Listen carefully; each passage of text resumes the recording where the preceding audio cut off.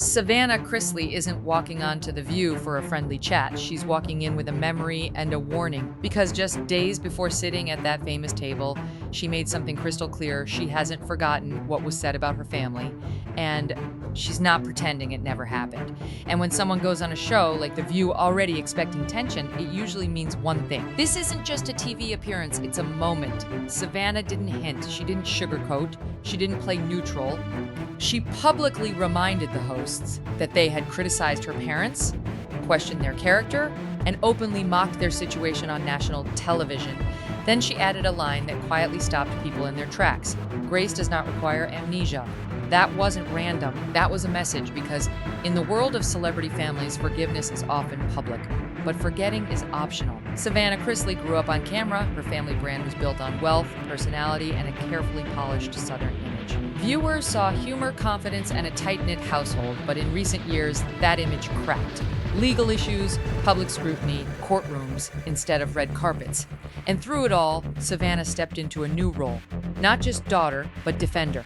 She became the most vocal protector of her parents' legacy, their reputation, and their humanity. So when The View discussed Todd and Julie Chrisley receiving presidential pardons in 2025, the tone at the Hot Topics table wasn't gentle.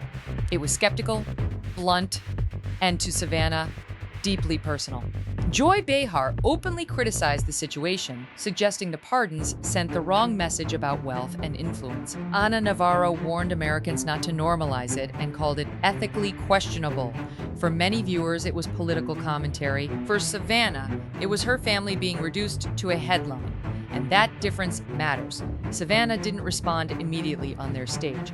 She responded on her own, on her podcast. She called out the comments directly. She said the same personalities criticizing her family had also taken shots at her. One remark in particular hit a nerve, speculation about what she might have done to secure those pardons. To Savannah, that crossed a line from commentary into personal insinuation. And here's where things get psychologically interesting. Most public figures avoid shows where they feel attacked, they distance themselves, they send PR-approved statements. Savannah did the opposite. She agreed to sit at the very table where those opinions were voiced. Not because she agrees, but because she believes in confronting disagreement face to face. She even said it herself. She believes in sitting at tables with people who disagree with you.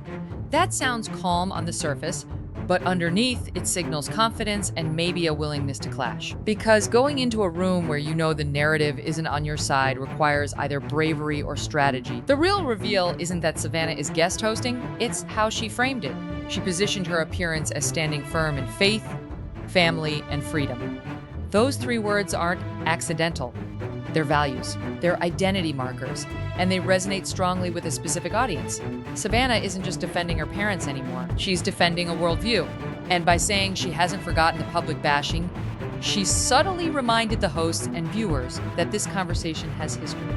This isn't a blank slate, it's a continuation. She also expressed hope for unity and less division. But pairing that message with a reminder of past criticism creates a fascinating tension. It's both an olive branch and a boundary. She's saying, I can be civil, but I won't be silent. That dual message is powerful on television, where conflict drives ratings, but authenticity drives loyalty. Here's what's really happening beneath the headlines. Savannah Chrisley is evolving from reality TV daughter to public commentator, and that transition is tricky. Reality stars are often seen as entertainment figures. Opinion shows like The View operate in the world of politics, ethics, and social debate. When those two worlds collide, credibility gets tested.